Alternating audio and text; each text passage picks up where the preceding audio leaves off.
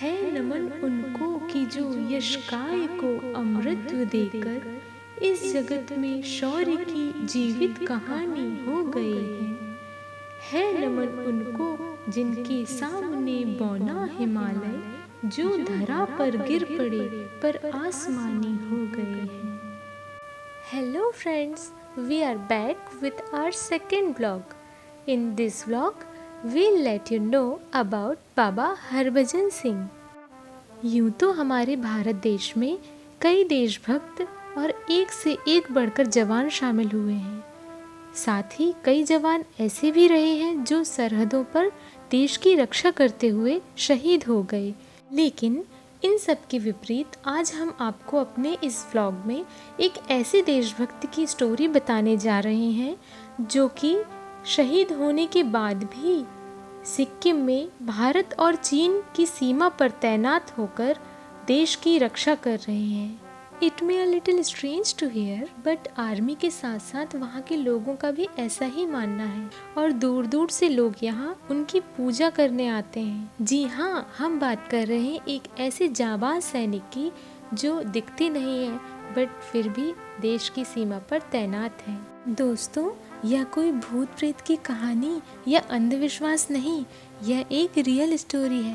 हम आपको बाबा हरभजन और उनके मंदिर के बारे में बताने जा रहे हैं। वैसे तो हमारे देश में देवी देवताओं के काफ़ी मंदिर बने हैं, लेकिन क्या आपने कभी सुना है किसी सैनिक का मंदिर? एक ऐसा मंदिर जहां दूर दूर से लोग पूजा अर्चना करने के लिए आते हैं। वह मंदिर किसी देवी देवता का नहीं बल्कि भारतीय सैनिक बाबा हरभजन सिंह का है। विभिन्न मान्यताओं के अनुसार बाबा हरभजन सिंह मरने के बाद भी अपनी नौकरी कर रहे हैं। यह सुनकर आपको काफ़ी हैरानी हुई होगी, लेकिन यह एक सच है। जी हाँ दोस्तों, सिक्किम में बने बाबा हरभजन सिंह का मंदिर बहुत लोगों का आस्था का प्रतीक माना जाता है। तो चलिए दोस्तों, अब हम जानते हैं बाबा हरभजन सिंह के बारे में। बाबा हरभजन सिंह का जन्म 30 अगस्त 1946 को गुजरावाला पंजाब में हुआ था, जो कि अब पाकिस्तान में है। उन्होंने अपनी प्राथमिक शिक्षा वहीं के स्थानीय स्कूल से प्राप्त की थी। वे बचपन से ही फौजी बनना चाहते थे, जिसके चलते 1966 को हरभजन सिंह भारतीय सेना के पंजाब रेजिमेंट में सिपाही के रूप में भर्ती हुए। 1968 में बाबा हरभजन सिंह को 23वीं पंजाब रेजिमेंट के साथ पूर्वी सिक्किम में तैनात किया गया। इन द सेम ईयर 4 अक्टूबर 1968 को वह पूर्वी सिक्किम के नाथुला दर्रे से डोंगट्री तक घोड़ों की सवारी को लेकर जा रहे थे। According to various sources it said that उनका पैर वहां से फिसल गया और वे नदी में गिर गए। तेज बहाव के कारण उनका शरीर 2 किलोमीटर दूर चला गया। जब इस दुर्घटना की इन्फॉर्मेशन इंडियन आर्मी के उच्च अधिकारियों को मिली, तभी उन्होंने हरभजन सिंह की तलाश करनी शुरू कर दी, जिसमें 5 दिन तक यह सर्च ऑपरेशन चला। फिर उन्हें लापता घोषित कर दिया गया। 5वें दिन उनके एक साथी सिपाही प्रीतम सिंह को सपने में आकर हरभजन सिंह ने अपनी मृत्यु की जानकारी दी और बताया कि उनका शव कहाँ पर है। लेकिन सेना के अधिकारियों को अब भी विश्वास नहीं था कि प्रीतम सिंह के सपने में हरभजन सिंह आए और अपने मृत्यु का कारण बताया। सेना में किसी ने भी प्रीतम सिंह की बातों पर यकीन नहीं किया और जब उनके शव का कोई पता नहीं मिला तो सेना के कुछ अधिकारी हरभजन सिंह के बताए स्थान पर गए, जहां उन्हें हरभजन सिंह का मृत शरीर मिला, जिसे देख इंडियन आर्मी के सभी अधिकारी शॉक्ड रह गए। उन्होंने प्रीतम सिंह से माफ़ी मांगी और सम्मानपूर्वक हरभजन सिंह का अंतिम संस्कार किया। संस्कार के कुछ समय बाद एक बार फिर हरभजन सिंह प्रीतम के सपने में आए और अपनी समाधि बनाने की इच्छा व्यक्त की, जिसके चलते सेना के उच्च अधिकारियों ने छोक्या छो नामक स्थान पर उनकी समाधि बनाई। विभिन्न सैनिक अधिकारियों के अनुसार कहा जाता है कि मृत्यु के बाद भी बाबा हरभजन सिंह अपनी ड्यूटी करते हैं और चीन की सभी गतिविधियों पर नजर रखते हैं और समय समय पर सैनिकों को सतर्क करते रहते हैं, जिसके चलते हरभजन सिंह पर लोगों का इतना विश्वास बढ़ गया।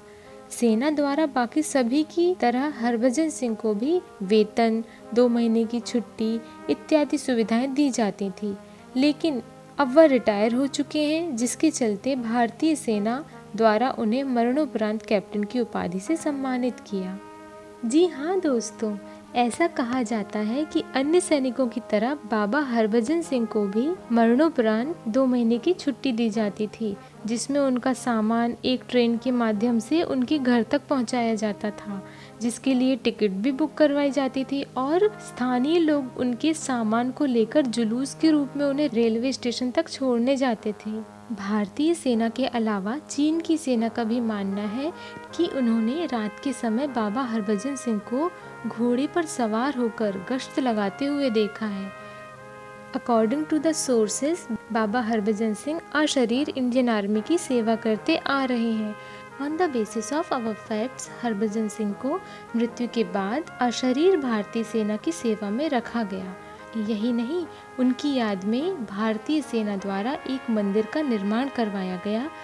यह भी कहा जाता है कि यहाँ रखे पानी की बोतल में चमत्कारिक गुण आ जाते हैं और इसका 21 दिन तक सेवन करने से श्रद्धालु अपने रोगों से छुटकारा पाते हैं। बताया जाता है कि नाथुला में जब भी भारत और चीन के बीच फ्लैग मीटिंग होती है तो चीनी सेना बाबा हरभजन के लिए एक अलग से कुर्सी लगाते हैं। बाबा हरभजन सिंह मंदिर में बाबा हरभजन सिंह के जूते और बाकी का सामान रखा गया है, जिसकी भारतीय सेना के जवान चौकीदारी करते हैं और उनके जूतों को डेली पॉलिश भी करते हैं। वहाँ पर तैनात सिपाहियों का कहना है कि रोज उनके जूते पर कीचड़ लगा हुआ होता है और उनके बिस्तर पर सलवटें दिखाई देती हैं। इस तरह बाबा हरभजन सिंह शहीद होकर भी अशरीर सैनिक के रूप में इस देश की रक्षा कर रहे हैं। तो ये थी एक सच्चे देशभक्त की सच्ची कहानी। हम ऐसे वीर अमर शहीद देशभक्त को दिल से सलाम करते हैं। नाथुला में बाबा हरभजन की याद में 2 स्मृति स्थल बने हैं, जिनमें से एक है ओल्ड बाबा मंदिर, जो कि ओल्ड सिल्क रोड पर है, और दूसरा न्यू बाबा मंदिर। न्यू बाबा मंदिर नाथुला में ही है, जो कि डोकलाम से नज़दीक है।